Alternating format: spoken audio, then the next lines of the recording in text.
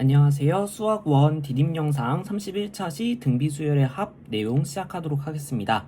자, 우리 저번 시간에 등비수열이라는 거 배웠었죠. 그래서 이제 여러분들이 일정한 수를 곱해 나가는 수열이다 라는 거 배웠을 텐데요. 등차 수열 때와 마찬가지로 등차 수열 배우고 그 등차 수열의 n항까지의 합을 구했듯이 등비수열도 마찬가지예요. 등비수열이라는 개념을 배웠으니까 이제 그 항들의 합에 대해서 계산하는 방법을 배워볼 겁니다.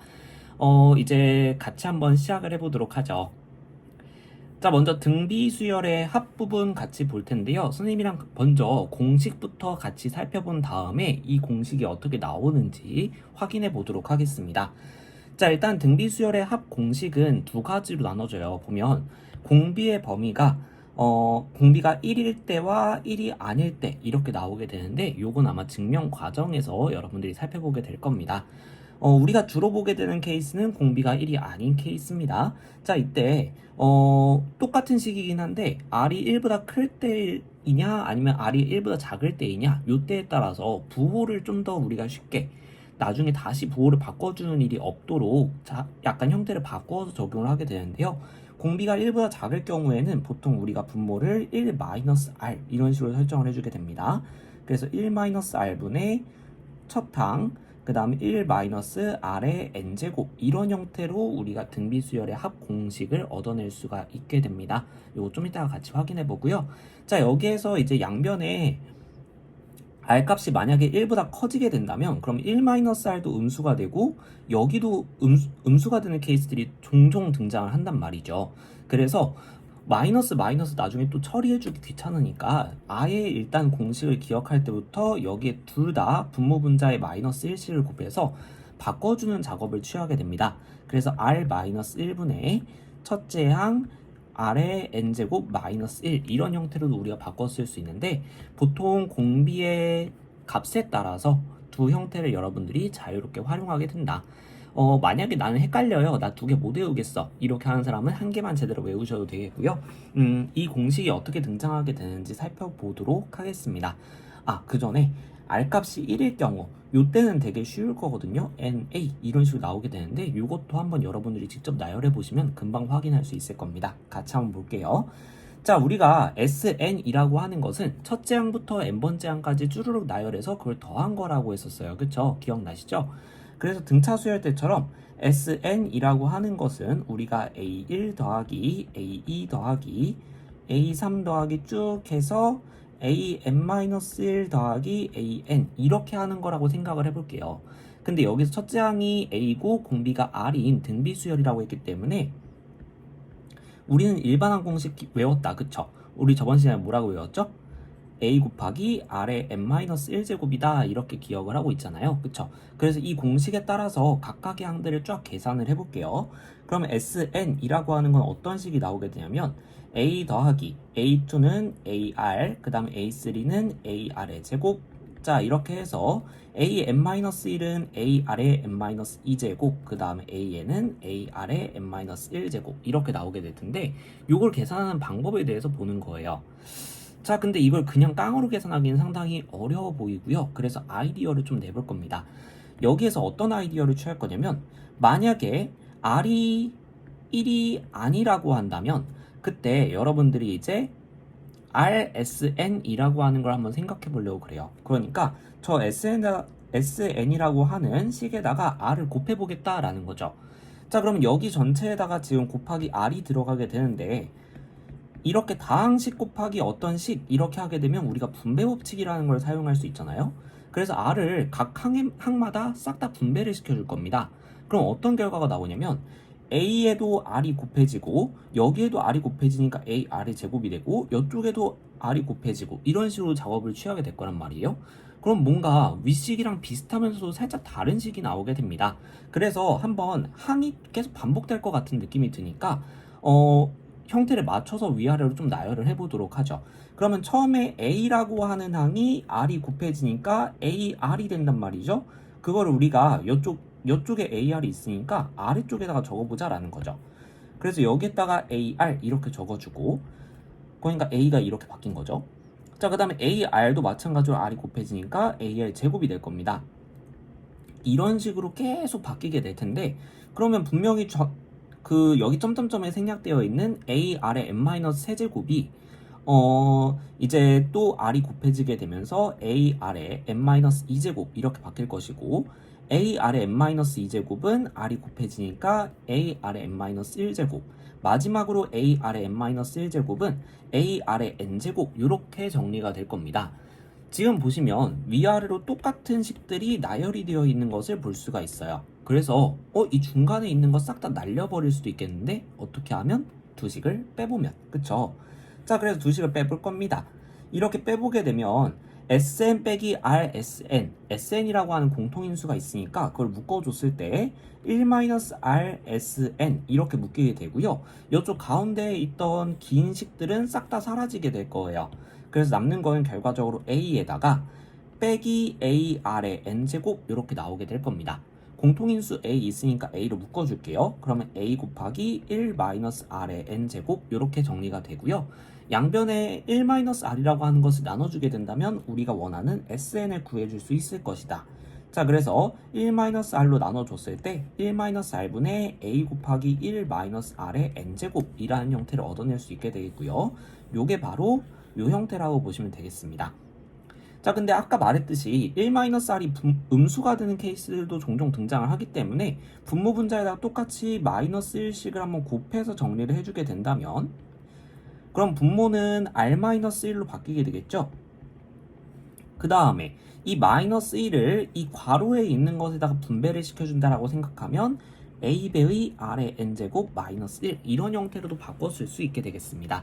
자, 그래서 SN의 공식이 이렇게 나오는데, 여기서 여러분들이 맹점이 하나 있어요. 보시면 이렇게 정리가 되기 위해서는 우리가 1-R로 양변을 나눠주는 작업이 필요하고요. 자, 그런데 여기에서 만약에 R값이 1이었다고 쳐봐요. 그러면 사실 SN 빼기 RSN이라고 하는 거는 그냥 SN에서 SN 빼버리는 거니까 0 나오는 결론밖에 안 나온단 말이죠. 사실상 이 식을 써서 유효한 결과를 얻어내기가 어렵고요. 특히 여기에서 1-R을 양변에 나눠주는 작업에서 1 빼기 1, 즉 0으로 나눠주는 결론이 나오기 때문에 이 과정 자체가 R이 1일 때는 성립이 좀 애매해지게 됩니다.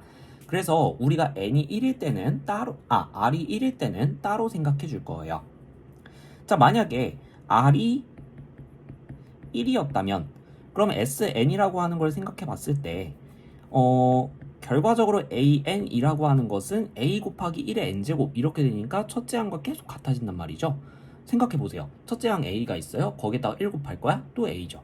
1 곱할 거야? 또 A죠. 이런 식으로 결과적으로 A만 반복되는 수열이 나오기 때문에 SN이라고 하는 것은 A 더하기 A 더하기 A 더하기 쭉 해가지고 A까지 더한 거, 이렇게 볼 수 있고, 이런 게 총 N개의 항이 나열되어 있는 거라고 볼 수 있겠습니다.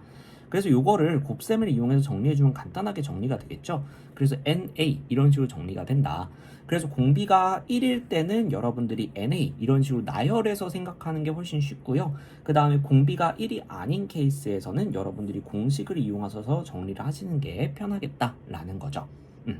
그래서 여러분들이 이 공식 아주 자주 쓰게 될 거고요. 그 다음에 여러분들 미적분에서 또 쓰게 될 거니까요. 꼭 기억하고 계셔야 되겠습니다.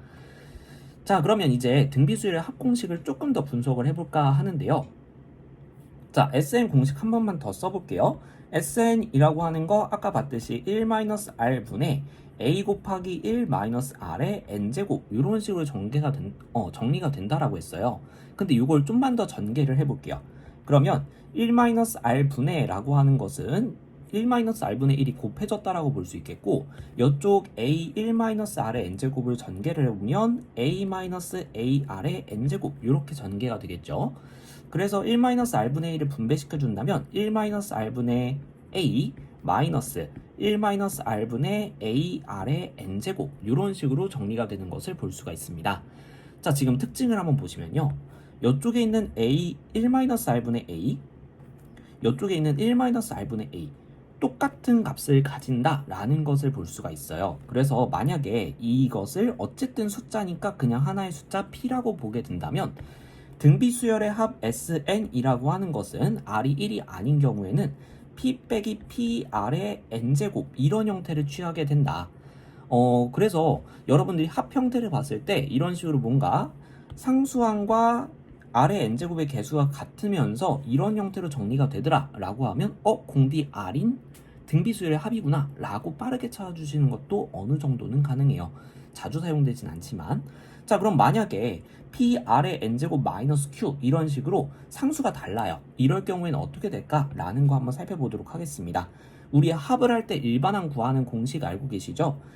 n이 2보다 크거나 같을 때는 AN이라고 하는 것을 우리가 합 SN에서 SN-1 이전항까지의 합을 빼버리는 방법으로 구해낼 수 있습니다. 그래서 이 방법으로 정리를 해주게 된다면 PR의 n제곱 마이너스 Q에서 Pr의 n-1제곱 마이너스 Q를 빼준 게 되겠고요. 마이너스 Q 여기 마이너스 Q 해가지고 정리가 되겠죠. 그럼 P로 묶어내줬을 때 Pr의 n-1제곱을 묶어주고 그 다음에 R-1 이런 식으로 묶이는 것을 볼 수가 있습니다. 자, 결과적으로 P 곱하기 R-1 어떤 숫자일 거예요. 거기에다가 곱하기 R의 n-1제곱. 그러니까 결과적으로 AR의 n-1제곱 형태니까 공비가 R인 등비수열이 나온다라는 거 확인해 볼 수 있겠죠. 그래서 n이 2보다 크거나 같을 때는 일단은 공비가 R인 등비수열이 나오는 게 맞아요. 자, 근데 첫 항 같은 경우에는 우리 어떻게 본다고 했었죠? 그쵸? 원칙은 S1이라고 했었죠? 그래서 S1 값 구해주게 되면 P 빼기 Q 죄송해요. PR 빼기 Q라고 하는 게 나오거든요. 과연 이게 우리가 정리했던 요식에서의 A1 값과 같은지 한번 생각해 보면 여기에다가 만약에 n은 1을 대입해 보게 된다면 그럼 P 곱하기 R-1이라고 하는 게 나오면서 PR 빼기 P라는 값이 나옵니다. 둘이 일치하지 않는 모습을 살펴볼 수 있어요.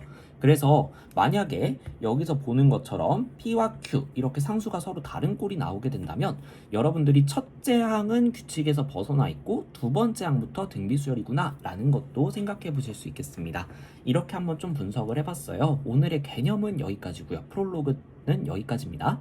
이제 레벨 1으로 넘어가 보도록 하겠습니다. 교과서 문제 중에서 쉬운 문제들 같이 한번 살펴보도록 하겠습니다. 자, 먼저 레벨 1의 스텝 1이에요. 첫째 항과 공비가 주어졌을 때 여러분들이 등비수열의 합을 구해내는 하 단계의 성취 수준이라고 보시면 되겠습니다.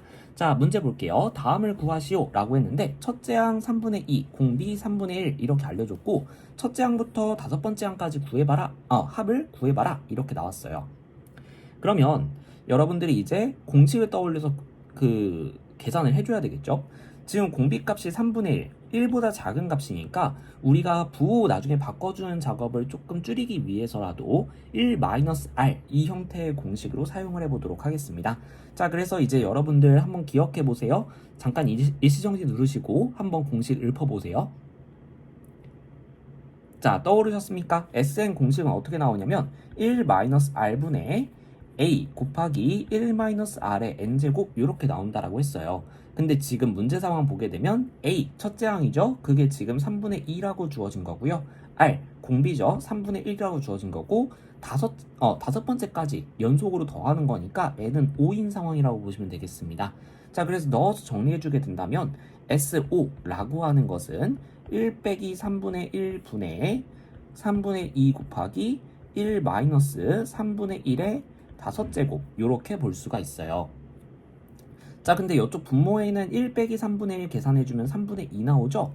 이쪽의 3분의 2와 약분이 될 겁니다. 그래서 깔끔하게 약분을 해주고 나면 분모는 사라지고요. 그럼 남는 거는 1 빼기 3의 다섯 제곱분의 1, 즉 243분의 1 이렇게 나오기 때문에 계산해주면 243분의 242라는 것을 얻어낼 수 있겠습니다. 자, 마찬가지로 두 번째 문제 루트 2, 2루트 2, 4 이렇게 되어 있는데요. 계속해서 곱해나가는 숫자가 뭐같이 보여요? 그쵸? 여러분들 좀 어렵다면 이쪽에서 보시면 되죠? 2가 2루트 2가 되려면 루트 2를 곱해줘야 되겠다 라는 결론이 나오시죠? 실제로 루트 2 곱하기 루트 2 하면 2 나오는 거 맞고요. 그래서 결론적으로 이제 공비가 루트 2구나 라는 거 찾아주면 되겠죠? 공비는 루트 2고요. 첫째 항은 맨 앞에 있는 루트 2.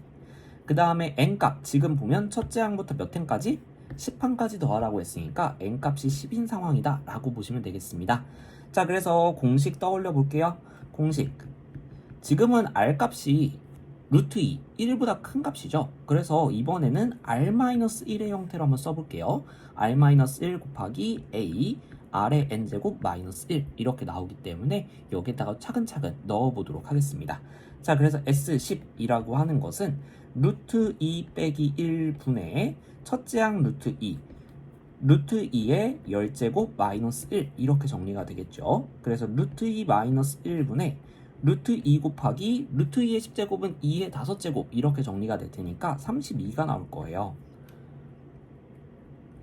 자, 그러면 결과적으로 루트 2 마이너스 1분의 31 루트 2가 되는 건데 이 상태로 쓰기엔 분모가 너무 더럽게 생겼죠? 유리화를 좀 시켜줘야 될 것 같습니다. 그래서 분모 분자의 유리화를 시키기 위해서 가운데 부호만 슬쩍 바꾼 루트 2 플러스 1이라고 하는 것을 곱해줄게요.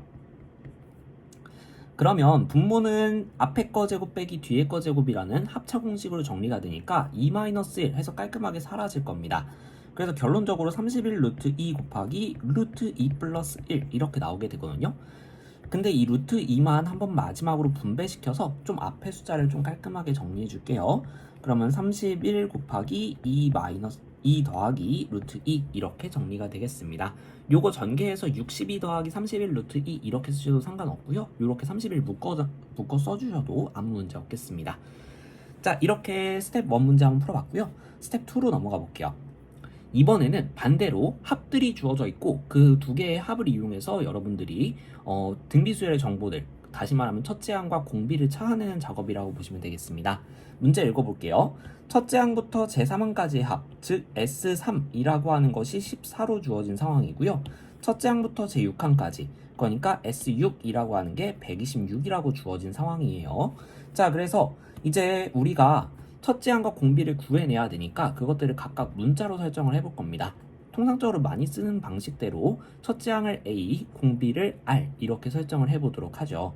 자, 그럼 S3이라고 하는 것은 여러분들 공식에 의해서 R-1분의 첫째 항 A 곱하기 R의 세제곱 마이너스 1 이런 형태로 정리가 가능할 거고요. 요게 지금 문제 조건에 따르면 14라고 주어진 거예요.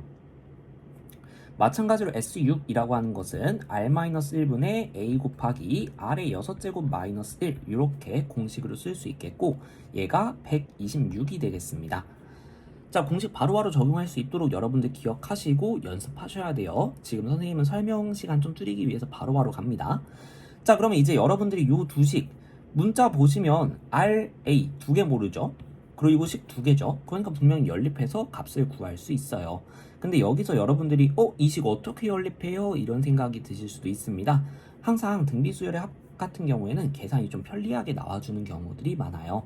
보시면 S6과 S3 사이의 관계를 보시면 세제곱, 6제곱 뭔가 제곱이 된 것을 볼 수가 있죠. 그래서 합차 공식을 이용해서 이 R의 6제곱 마이너스 1이라고 하는 것을 인수분해해주면 R의 세제곱 마이너스 1이 등장할 겁니다.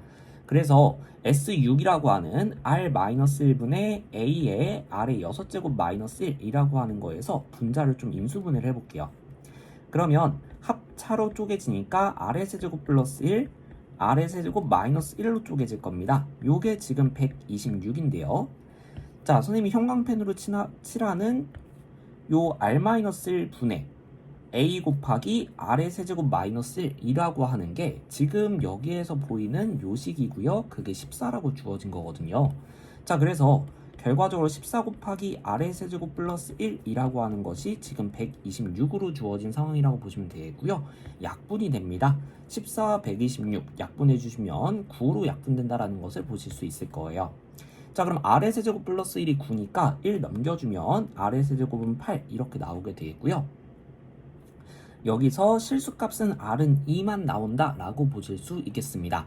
이게 익숙하지 않은 친구들은 아마 인수분해를 이용해서 푸셔야 될 거예요. 그래서 8을 넘겨줬을 때 R의 세제곱 마이너스 8은 0이다 라고 되고 세제곱 빼기 세제곱 인수분해 공식 사용하게 되면 R 마이너스 2 곱하기 R 제곱 플러스 2R 플러스 2의 제곱 이런 식으로 인수분해가 되는데 이쪽 R제곱 플러스 2R 플러스 4 여기에서 짝수 판별식을 써보게 되면 1 빼기 4라는 음수값이 나오게 됩니다. 그래서 허근 나오게 되는데 우리가 고등학교 교육과정 내에서 다루는 수열은 기본적으로 실수들만 다룬다라고 얘기했었어요. 그래서 기본적으로 실수값만 나와야 되기 때문에 이런 허근들은 다루지 않는다. 그래서 R값은 2다. 이렇게 구해 주셔야 됩니다. 근데 너무 길잖아요. 그쵸? 그래서 여러분들이 우리 학기 초에 배웠던 거듭제곱근이라고 하는 걸 생각해 볼게요. 여기서 보시게 되면 R의 세제곱은 8이다 라고 하는 걸 봤을 때 R2라고 하는 것은 8의 세제곱근이라고 볼 수 있어요. 특히 그 중에서도 실수인 것이라고 볼 수 있거든요. 자, 보시면 n값이 3이라고 보는 거, n값이 3일 때의 케이스로 보시면 되겠죠. 그래서 양수의 홀수제곱근이라고 볼 수 있고요. 홀수제곱근은 앞에 그 숫자의 부호에 상관없이 항상 실수인 건 한 개 존재한다 라고 했었죠. 근데 실수인 거 2는 여러분들이 금방 읽어줄 수 있잖아요. 8이 2의 세제곱이라는 거 알고 있으니까. 그래서 R값 2, 얘만 실수일 거고 나머지는 다 허수일 거다. 이렇게 판단만 정확하게 할 수 있다면 그럼 바로 넘어가셔도 문제 없겠습니다. 그래서 여러분들이 앞에서 배웠던 거듭제곱근 내용을 이용하면 이런 계산은 살짝 스킵하셔도 된다는 거. 이렇게 스텝 2 같이 봤고요. 스텝 3로 이제 레벨 2로 넘어가 보도록 하겠습니다. 자, 지금부터는 레벨 2예요. 비슷한 문제 유형이 반복될 텐데 부분 문제를 안 달아놓은 유형입니다. 그래서 한번 여러분들 풀어보시고 지금 설명 들어보시면 되겠습니다. 자, 문제 보시면 첫째 항부터 제4항까지의 합이 5 이렇게 되어 있고요. 그러니까 여기에서 S4는 5라고 준 거죠. 자, 그 다음에 여기 첫째 항부터 제8항까지의 합 S8이라고 하는 게 25로 주어진 상황이에요. 자, 그래서 이제 구하라는 것은 첫째 항부터 12항까지의 합 S12를 구해라 라는 상황입니다.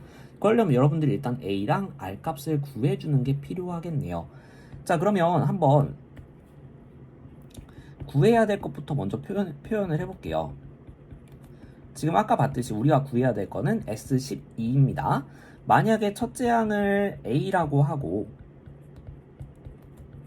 그 다음에 공비를 R이라고 하게 된다면 S12라고 하는 것은 R-1분의 A 곱하기 R의 12제곱 마이너스 1 이렇게 표현하는 게 가능할 거예요. 그래서 우리의 목표는 A랑 R 값을 구해주는 게 목표다 라고 보실 수 있겠는데요. 자, 보시면 S4라고 하는 것을 합공식으로 표현해보면 R-1분의 A 곱하기 R의 4제곱 마이너스 1 이렇게 정리가 될 거고요. 얘가 지금 문제에서 5라고 주어졌습니다.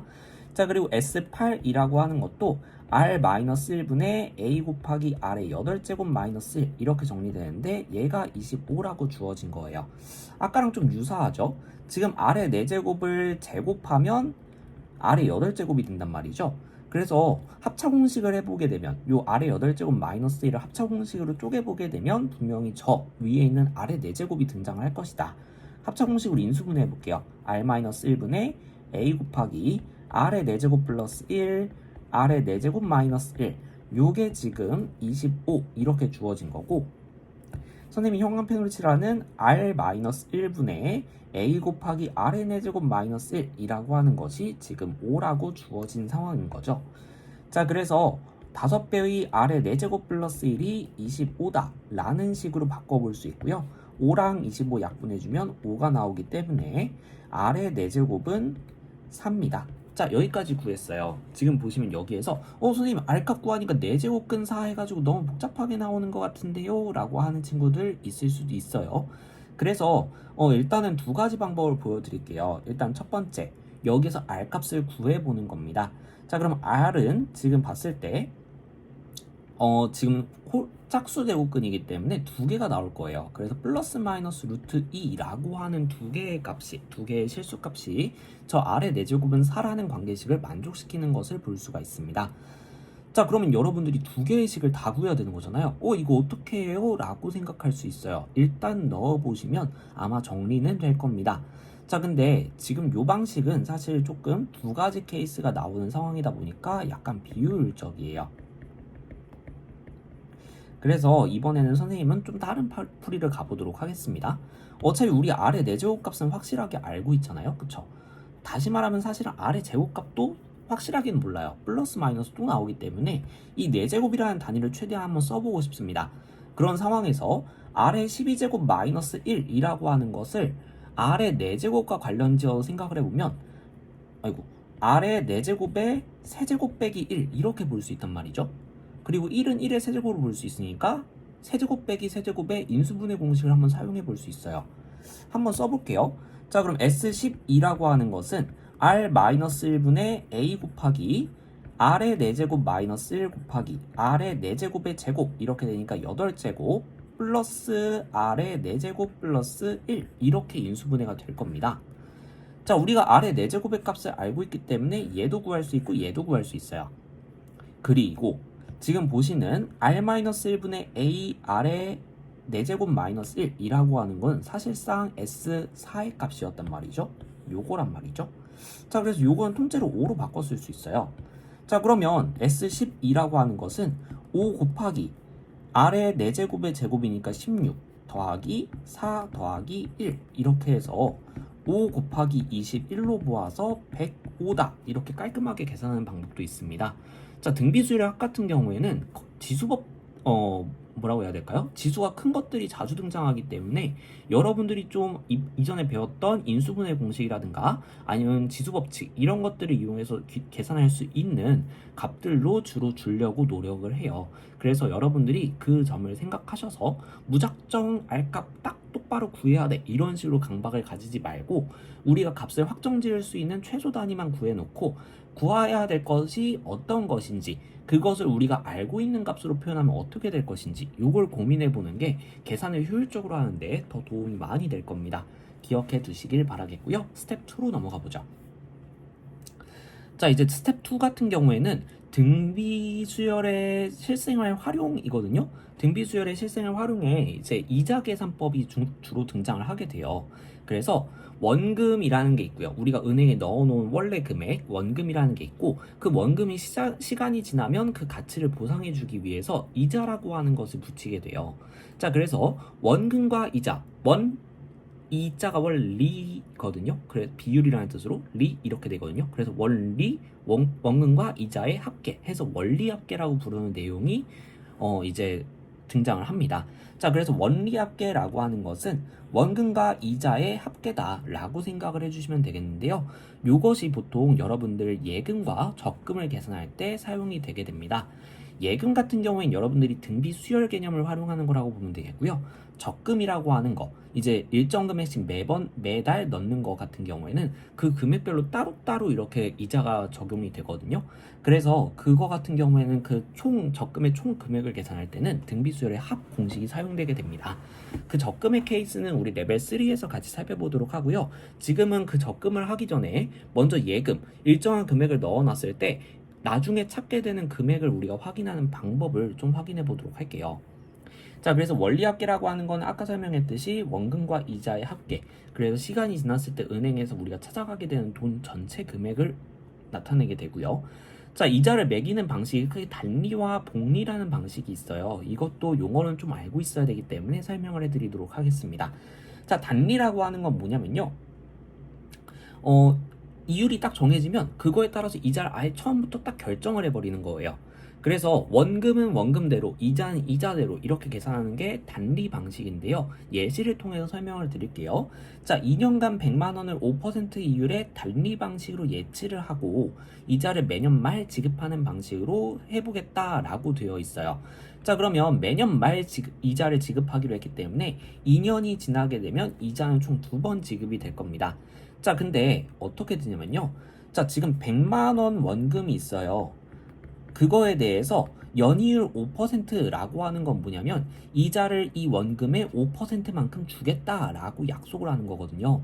자, 그러면 여기에 대한 이자는 100만 원에다가 0.05, 5%라고 하는 건 숫자로 계산하면 0.05잖아요. 그래서 100만 원 곱하기 0.05에 해당하는 5만 원이 이자가 되겠습니다.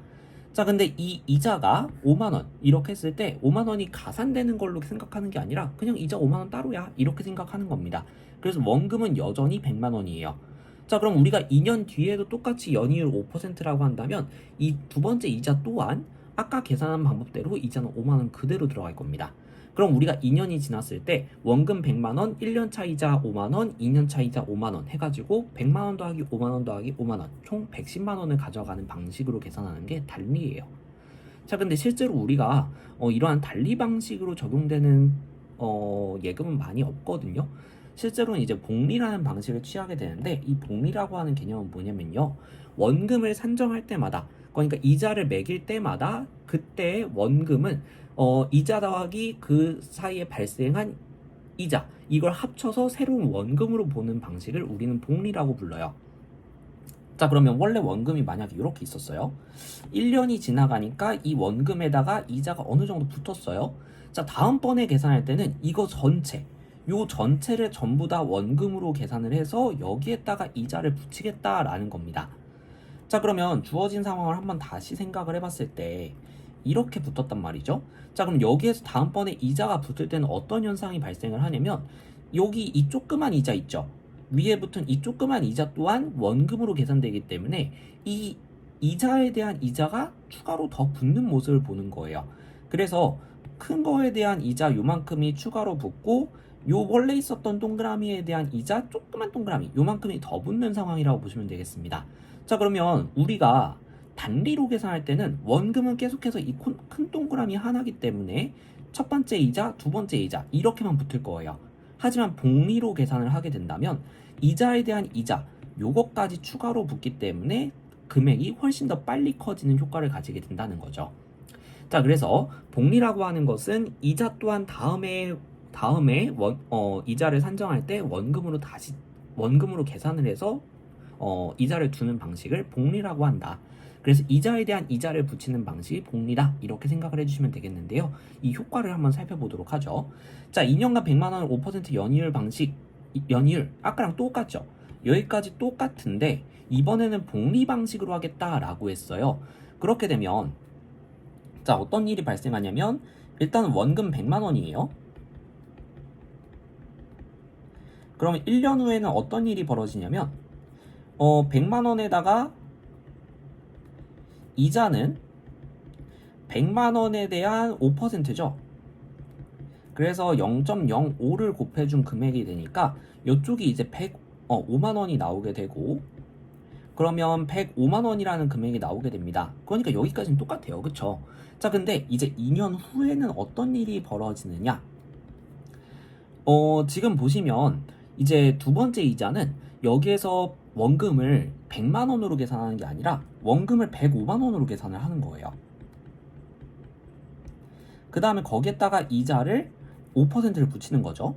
그럼 105만 원 곱하기 0.05만큼이 이자로 붙는 겁니다. 자, 그럼 100만 원 곱하기 0.05가 원래 원금에 대한 이자인데, 그러면 5만 원에 대한 0.05배, 그러니까 5만 원에 대한 5%는 이자에 대한 이자죠. 그래서 요걸 계산해 보면 7,500원이 나오게 되고요. 그래서 실제 금액은 110만 7,500원 이렇게 나오게 됩니다.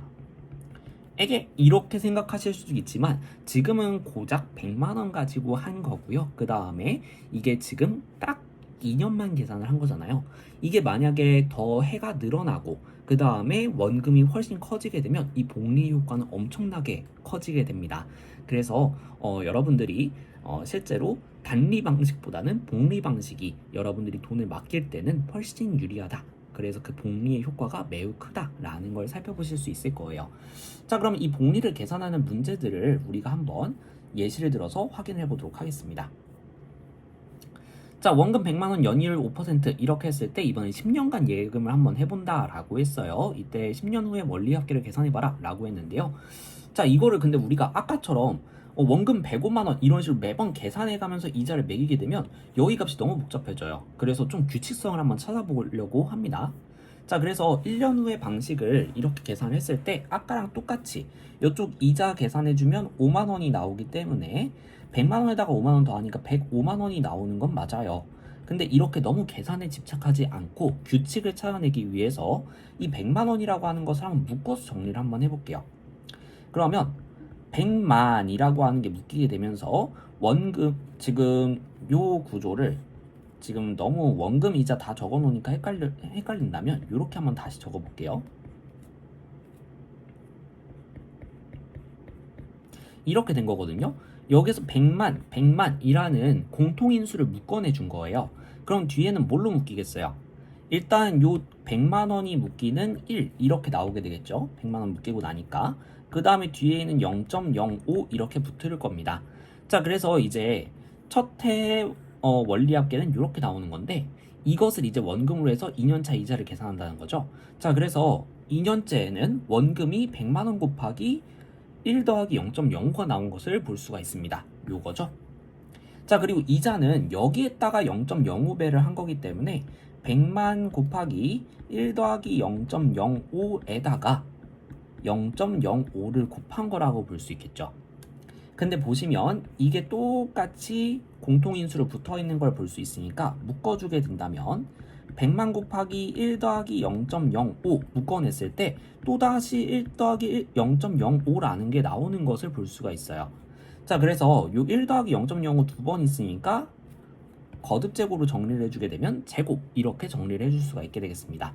자, 그럼 3년 후에는 3년째 이자는 얘를 원금으로 취급한다는 거죠. 자, 그래서 100만 원 곱하기 1 더하기 0.05의 제곱 금액만큼을 원금으로 처리를 하고 이자는 또 요거에 0.05배가 되겠죠.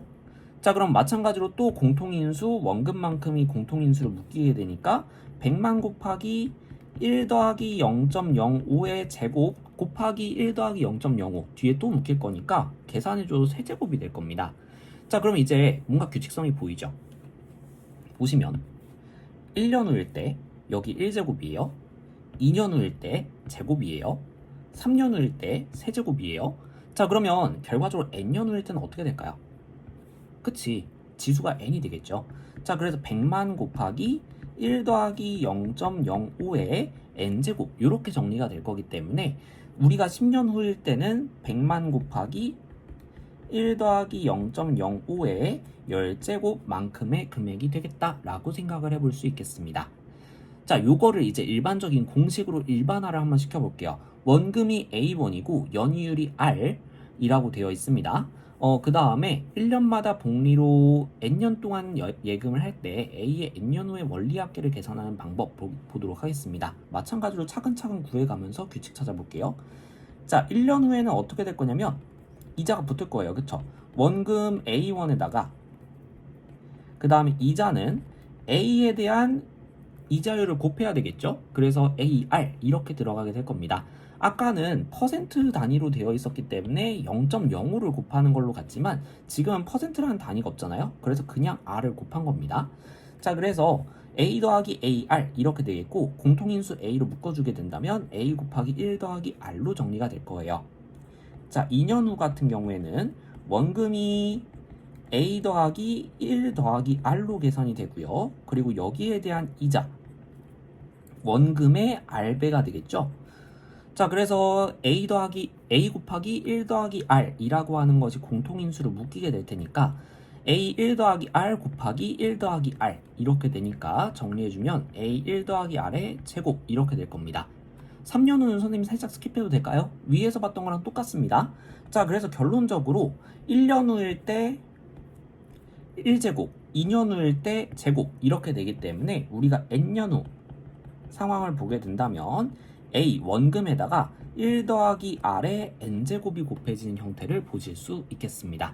자, 요게 원리합계 공식인데요. 요거 많이 보시면 기억하게 될 텐데 좀 어렵다라고 생각되시면 이 규칙성부터 먼저 기억을 해보세요. 왜 이렇게 되는지를 이해해 보시고 그 다음에 내가 까먹어도 요거를 계산할 수 있도록 원리 자체를 잘 이해해 두신 다음에 기억하시기를 추천을 드립니다. 자, 이제 레벨 3로 넘어가 볼게요. 적금의 상황으로 들어가 보도록 하겠습니다. 자, 원리합계에 대해서 적금인데요. 적금 같은 경우는 어떻게 하는 거냐면 예를 들어서 매년 초에 100만 원씩 10년 동안 적립한다 라고 했다면 어떻게 되는 거냐면 1년마다 100만 원씩을 계속 넣는 거예요. 그렇게 해서 우리가 10년 동안 저금하겠다 라고 했을 때 10년 뒤에 몽땅 다 찾아가는 것을 우리가 적금 방식이라고 부릅니다. 자, 그래서 처음에 100만 원 넣었어요. 요건 10년 동안 이렇게 묵히는 거고요. 두 번째 이제 1년 후에 100만 원을 다시 넣어요. 또 넣어요. 그럼 얘는 이제 1년만큼의 기간은 이제 빠졌으니까 9년 동안 묵히게 되는 결과가 나오게 되겠죠. 그 다음에 아마 2년 후에도 100만 원을 똑같이 넣을 겁니다. 얘는 8년을 묵을 거예요. 자, 이런 식으로 점점 돼서 8년 후일 때는 100만 원을 넣었을 때 9년, 10년 이렇게 2년 동안 묵게 될 거고요. 마지막에 넣는 거, 9년째 마지막에 넣는 거는 100만 원은 1년 동안 묵어서 20년이 되는 때에 이 금액 전체를 다 찾아가는 형태로 가져가게 되는 게 접근 방식입니다. 자, 그러면 이제 이 100만 원에 대해서는 10년치 이자, 두 번째 100만 원에 대해서는 9년치 이자, 아홉 번째에 넣은 100만 원에서는 2년치 이자, 마지막 100만 원은 1년치 이자, 요것들이 싹싹싹 붙겠죠. 그것들을 우리가 싹 다 더하면 적금의 총 금액이 나오는 거예요. 그래서 계산을 한번 해볼게요. 자, 우리가 아까 공식 다시 한번 떠올려 보도록 하겠습니다. 레벨 2에서 정리했던 거. 자, 만약에 원금이 A이고 연이율이 R이고 그 다음에 N년 동안 예금을 했을 때 그때 원리합계는 A 곱하기 1 더하기 연이율 곱하기 횟수 1 더하기 연이율의 횟수 제곱 이런 식으로 나오게 된다라는 거 아까 살펴봤었어요. 자, 그럼 이 공식에 의해서 100만 원이라고 하는 것은 어떻게 될 거냐면 원금 100에다가 1 더하기 지금 연이율 2%라고 했거든요. 그래서 0.02 숫자로는 이렇게 계산이 될 거고요. 요거에 지금 10년 동안 묵었으니까 10년 이렇게 나오게 될 겁니다. 9년짜리도 마찬가지로 100 곱하기 1 더하기 0.02에 9제곱 이렇게 계산이 될 거고 이 9번째 거 같은 경우에 2년 묵었죠? 그러니까 100 곱하기 1 더하기 0.02의 제곱 이렇게 남을 것이고 마지막에 넣었던 100만원 또한 이자가 붙을 거예요. 그래서 1 더하기 0.02의 1제곱 이렇게 나오게 되겠습니다. 자, 그럼 지금 보시면 우리는 이것들을 싹 다 더해야 되는데 형태를 봤을 때 너무 비슷하게 생겼죠? 지금 어떻게 되고 있어요? 1.02 곱하고 그 다음 것도 아마 1.02 곱했겠죠? 이런 식으로 등비 수열이 나오게 된다는 거예요. 자, 그래서 등비 수열의 합을 계산하게 되는데 그럼 이 합을 한번 분석해 보도록 하겠습니다. 첫째 항을 굳이 큰 걸로 갖고 가가지고 공비를 복잡하게 만들 필요는 없겠죠? 그 제일 작은 거 얘를 첫째 항으로 잡아보도록 하겠습니다. 그래서 100 곱하기 1 더하기 0.02의 1제곱 얘가 첫째 항이고요. 공비는 1.02가 될 겁니다. 이러한 등비 수열이 나오게 될 거고 우리는 이것의 10개의 항의 합을 구하고 싶은 거예요. 그래서 첫 번째 항부터 10번째 항까지의 합을 계산하는 거니까 합 공식 써보게 되면 공비 빼기 1 이렇게 가는 게 낫겠죠. 자, 그 다음에 첫째 항 100 곱하기 1.02 거기에다가 지금 공비의 한개수 빼기 1 이렇게 나오게 될 겁니다. 자, 근데 지금 보시면 이 1.02의 10제곱 우리가 직접 계산할 수 없을 거니까요. 1.2로 계산한다 라고 문제 조건에서 주어져 있어요. 그래서 얘를 1.22로 보고 계산을 해보도록 하겠습니다. 자, 그러면 분자에서는 100 곱하기 1.02 곱하기 1.22 빼기 1이니까 0.22 이렇게 나오게 될 거예요. 자, 그 다음 분모는 0.02 이렇게 나오게 되겠습니다.